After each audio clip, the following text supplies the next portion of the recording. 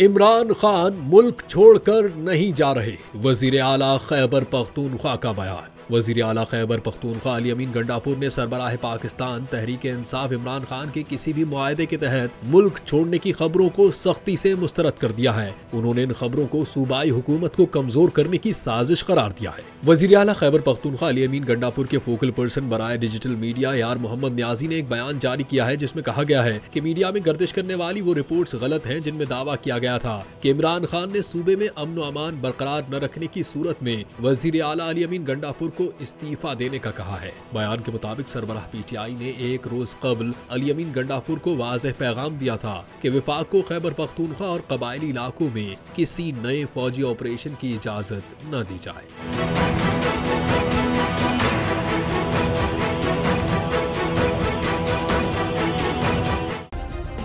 Subscribe करें और bell दबाएं ताकि कोई खबर रह न जाए।